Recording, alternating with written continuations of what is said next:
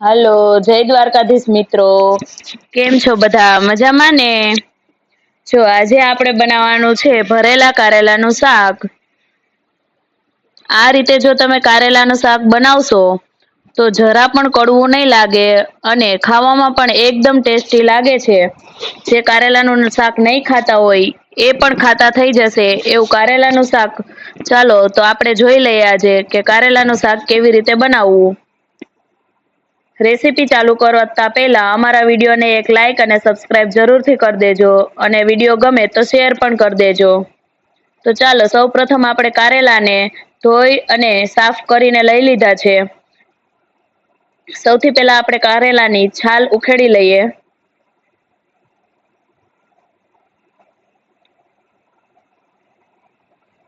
આ રીતે એક પછી એક બધા કારેલાની છાલ ઉખેડી લેવાની છે આપણે.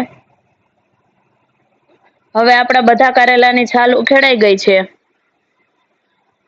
આ રીતે. તો હવે આપણે તેના નાના નાના ટુકડા કરી લઈએ. આ રીતે આગળનો અને પાછળનો ભાગ કાઢી અને પછી તેના નાના ટુકડા કરી લઈએ. આ માપના ટુકડા રાખવાના છે.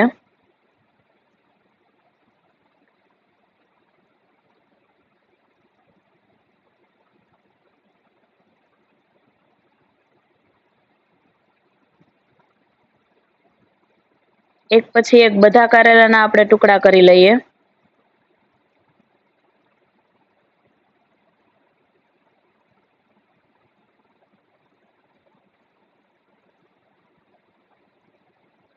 હવે બધા ટુકડા થઈ જાય પછી આપણે કારેલામાંથી જે અંદરનો જે સફેદ ભાગ છે તે કાઢી નાખવાનો છે. જે છાલ ઉખેડવાનું છે તેનાથી જો તમે તે ભાગ કાઢશો સફેદ ભાગ તો એકદમ સરસ રીતે નીકળી જાય. જુઓ આવી રીતે એક પછી એક બધા ટુકડામાં આપણે આ રીતે જે અંદરનો સફેદ ભાગ છે તે કાઢી લેવાનો છે.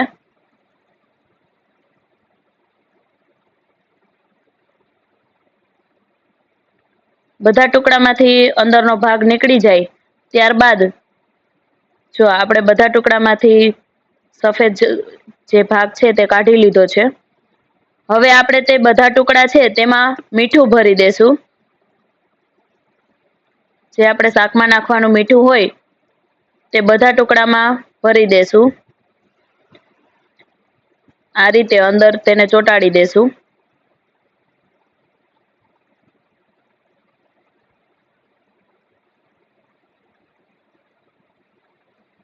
આ રીતે તેમાં મીઠું ભરી દેવાનું છે. આ રીતે આપણે બધા ટુકડામાં મીઠું ભરી દેશું.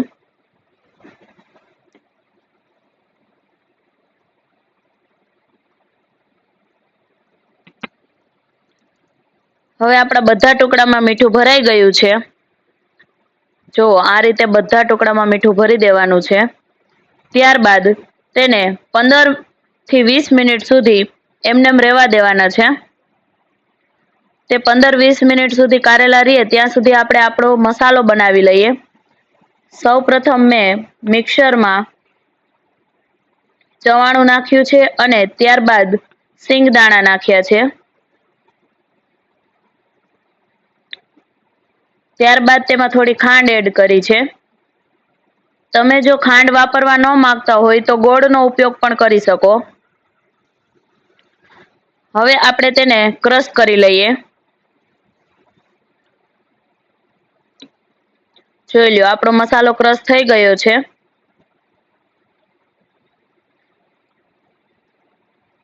તેને સેજ એવો આવો દરદરો રાખવાનો છે.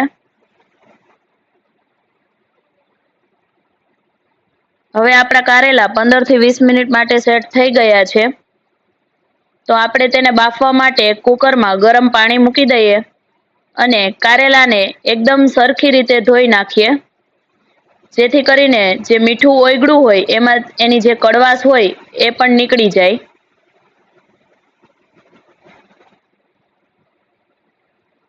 બધા ટુકડાને એકદમ સરખી રીતે આપણે ધોઈ લઈએ. જેથી કરીને એની કડવાશ એકદમ પણ નહીં રહે.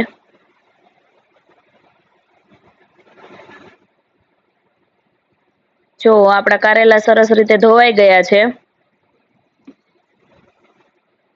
નાના છોકરાઓ કારેલાનું શાક ના ખાય, જેથી કરીને અમે 2-3 બટેટા પણ નાખ્યા છે. હવે આપણું પાણી ગરમ થઈ ગયું છે, તો આપણે તેમાં આપણા કારેલા બાફવા મૂકી દઈએ. બાફવા ટાઈમે પણ એમાં થોડું મીઠું એડ કરી દઈએ.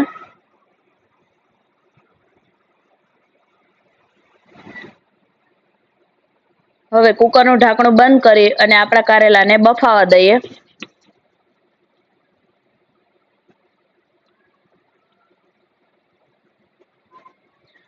જ્યાં સુધી આપણા કારેલા બફાય ત્યાં સુધીમાં આપણે આપણો મસાલો તૈયાર કરી લઈએ. તો આપણું ચવાણું ને એ તો પીલાઈને તૈયાર જ છે. હવે આપણે તેમાં મસાલા એડ કરી દઈએ. તો સૌપ્રથમ મીઠું એડ કરી દઈએ. ત્યારબાદ તેમાં થોડી હળદર એડ કરી દઈએ. ત્યારબાદ થોડો ગરમ મસાલો એડ કરી દઈએ. અને ત્યારબાદ થોડું ધાણા જીરું એડ કરી દઈએ. હવે લસણવાળી ચટણી ખાંડીને મેં અગાઉ તૈયાર રાખી હતી, તે આપણે તેમાં એડ કરી દઈએ.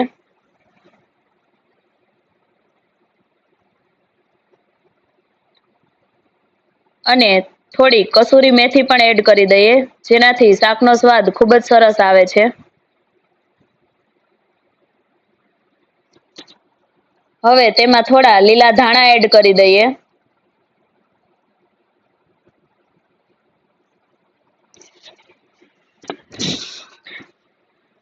ત્યારબાદ અડધા લીંબુનો રસ એડ કરી દઈએ.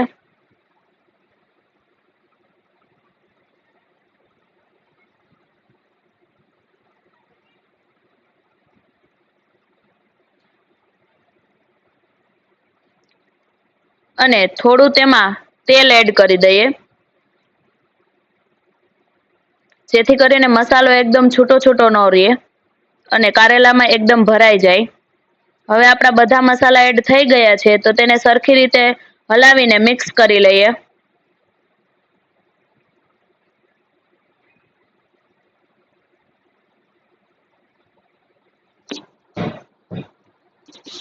આપણા મસાલા બધા એકદમ મિક્સ થઈ ગયા છે અને જુઓ આપણો મસાલો પણ તૈયાર થઈ ગયો છે.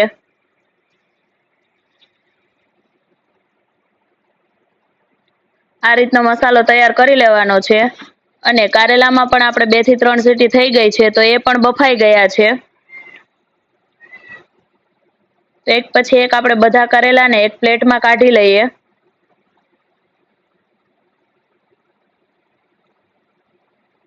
સરસ રીતે બફાઈ ગયા છે. કારેલામાં 2 થી 3 જ સીટી કરવી. જો વધારે કરશો તો પછી તેમાં મસાલો નહીં ભરાય, તે તૂટી જશે.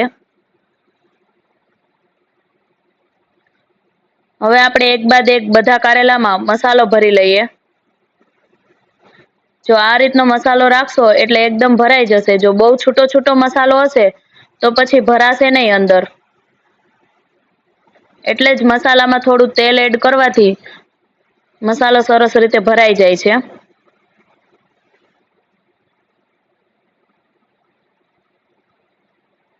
હવે એક પછી એક બધા કારેલામાં આપણે મસાલો ભરી લઈએ.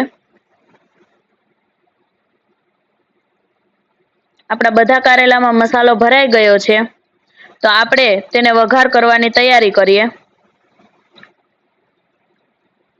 કઢાઈ ગરમ કરવા મૂકી દીધી છે.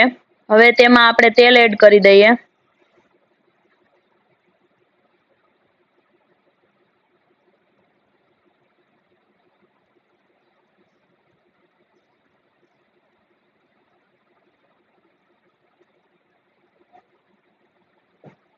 જ્યાં સુધી આપણું તેલ ગરમ થાય ત્યાં સુધીમાં આપણે એક ટમેટું પણ સુધારીને રાખી દીધું છે. આ રીતે ટમેટું કટિંગ કરીને રાખી દીધું છે. હવે આપણું તેલ ગરમ થઈ ગયું છે, તો સૌપ્રથમ આપણે તેમાં રાઈ એડ કરીએ.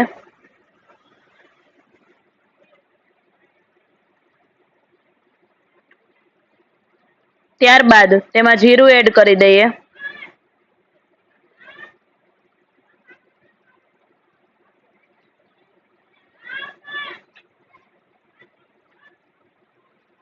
હવે ત્યારબાદ આપણા ટમેટા તેમાં એડ કરી દઈએ.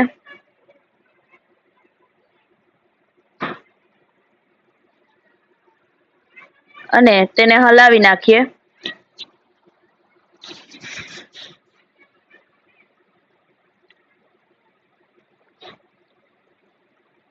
આપણા ટમેટાને એકદમ સરસ રીતે પાકવા દેવાના છે. એ પાકી જાય પછી આપણે જે કારેલા ભર્યા હતા અને જે મસાલો વધ્યો હતો એમાં થોડું પાણી એડ કરી અને તે આ ગ્રેવી આપણે તેમાં એડ કરી દઈએ.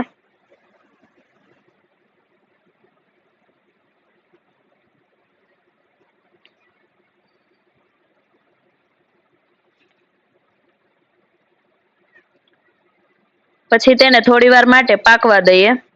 જરૂર લાગે તો થોડું પાણી એડ કરી દેવું અને પછી થોડીવાર માટે પાકવા દેવું.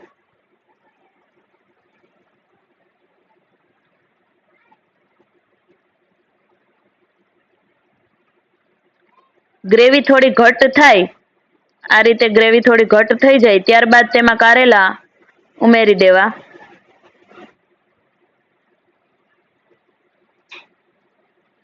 કારેલા ઉમેર્યા બાદ બહુ હલાવવું નહીં, નહીતર પછી મસાલો નીકળી જશે. એકવાર હલાવી અને 2 મિનિટ માટે તેને પાકવા દેવું એટલે સરસ મજાની ઘટ્ટ ગ્રેવી થઈ જશે અને આપણું શાક પણ તૈયાર થઈ જશે. હવે આપણું શાક એકદમ તૈયાર થઈ ગયું છે તો આપણે તેમાં ઉપરથી લીલા ધાણા એડ કરી દઈએ.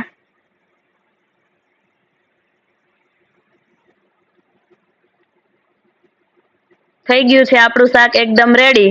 જો આ રીતે તમે કારેલાનું શાક બનાવશો તો જરા પણ કડવું નહીં લાગે અને બધા કારેલાનું શાક ખાતા થઈ જશે. જોઈ લ્યો, થઈ ગયું છે ને એકદમ રેડી.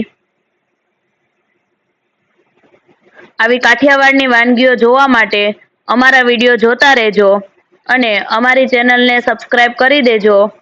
અને અમારા વિડીયો જો ગમતા હોય તો લાઈક અને શેર કરવાનું ભૂલતા નહીં.